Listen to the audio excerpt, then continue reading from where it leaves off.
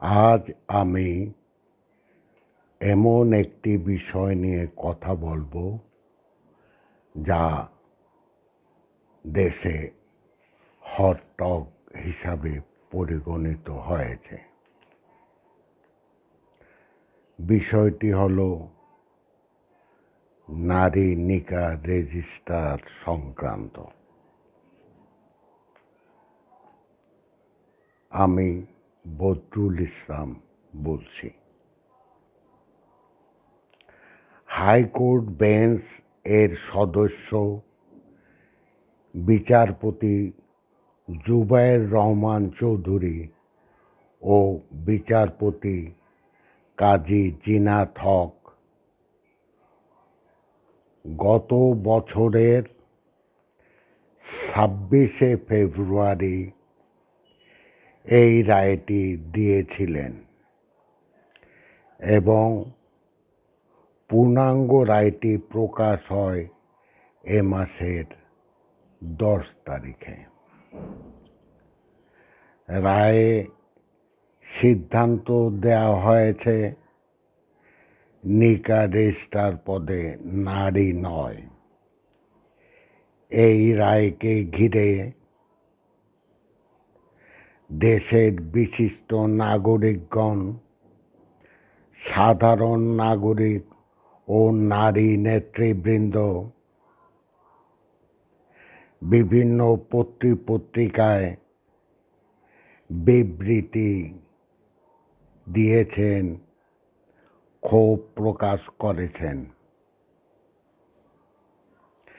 Facebook, Twitter আর ইউটিউবে প্রতিদিন কারো না কারো ক্ষোভ প্রকাশ হতে দেখা যাচ্ছে। মোট কথা, গণযোগাযোগ মাধ্যমগুলো আজ সোচ্চার, উত্তপ্ত, সংক্ষুব্ধ।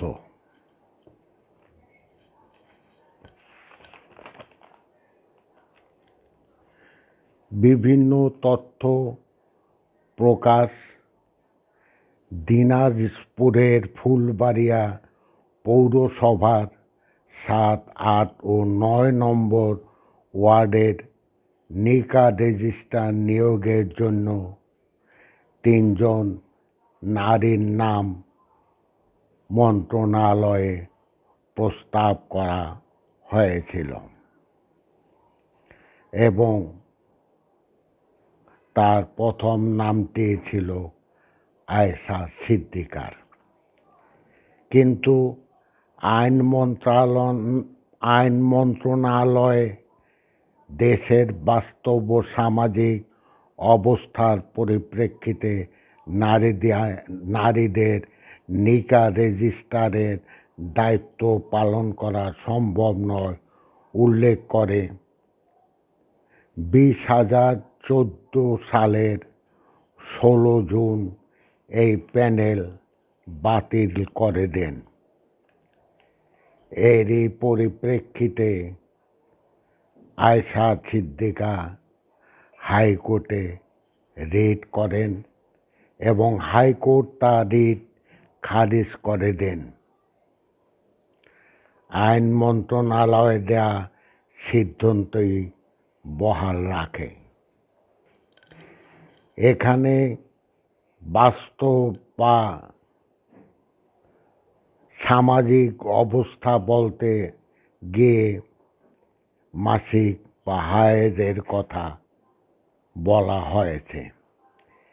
দিবারাত্রি যে কোনো সময় বিবাহ পড়াবার কথা বলা হয়েছে। আর একটি কথা এখানে উজ্জ্বল হয়েছে, মৌলবাদের কাছে আত্মসমর্পণ। প্রথমত, একটি রাষ্ট্রের নাগরিক হিসাবে নারী ও পুরুষ উভয়ের সমান অধিকার থাকার কথা। এই রায়ে মানবাধিকার ও সংবিধান লঙ্ঘিত হয়েছে, যাকে সংক্ষুব্ধ হয়েছে। এখন একটি পেশাও আজ খুঁজে পাওয়া যাবে না যেখানে নারীর নিয়োজিত নেই। নারী সচিব হচ্ছে, জেনারেল হচ্ছে, সুউচ্চ হিমালয় চূড়ার যেমন তারা পদচারণা করছে তেমনি বিচরণ করছে সমুদ্র তলদেশে। তারা যেমন ইট বইছে তেমনি আইন প্রণেতা হচ্ছে, মন্ত্রী হচ্ছে। আজ আমাদের সরকার প্রধানও নারী, স্পিকার, বিরোধী দলের নেত্রী তারাও নারী।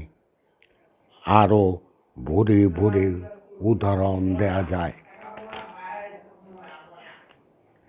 দ্বিতীয়ত, মাসিক বা হায়েজের অজুহাত একটি অজ্ঞ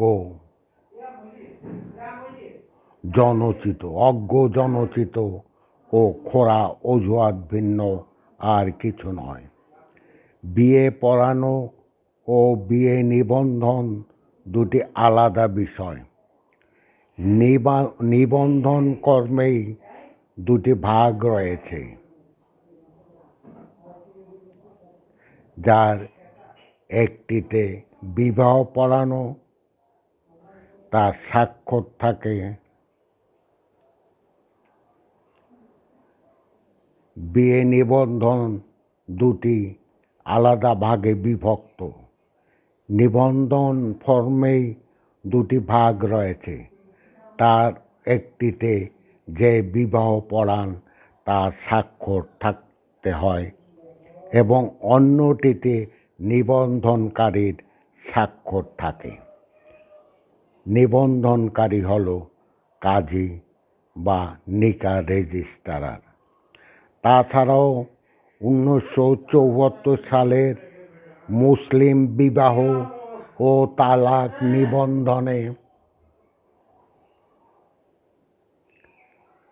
নিবন্ধনকরণ আইন মোতাবেক বিবাহের 30 দিনের মধ্যে বিবাহ নিবন্ধনের বিধান রয়েছে। তাছাড়া অধিকাংশ বিয়েই আমাদের দেশে বাড়িতে, মসজিদে বা কমিউনিটি সেন্টারে হয়ে থাকে। পরে কাজী অফিসে গিয়ে নিবন্ধন করা হয়। মাসিক একটি প্রাকৃতিক ও স্বাভাবিক বিষয়।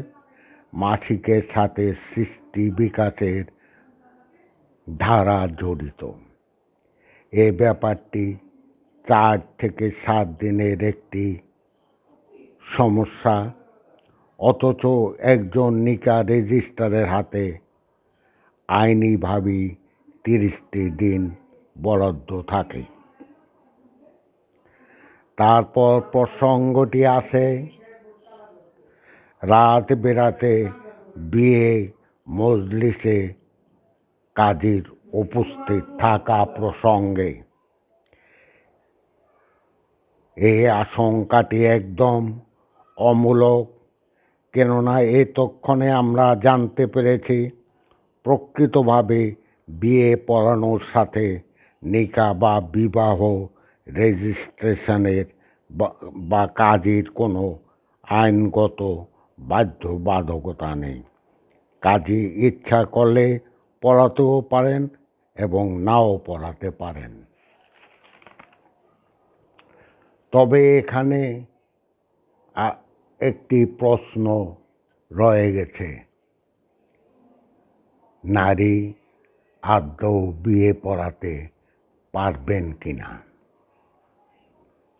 মুসলিম বিবাহের সকল মূল বা প্রধান বিষয় হল বরকনের সম্মতি, মোহরানা নির্ধারণ ইত্যাদি।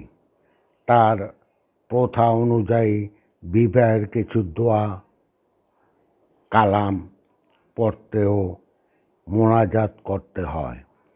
তা একজন মেয়ে কাজী করতে পারবে কিনা। ইন্টারনেট ঘাঁটলে দেখা যায় বেশ কিছু দেশে মেয়েরা মসজিদে ইমামতিও করে থাকে।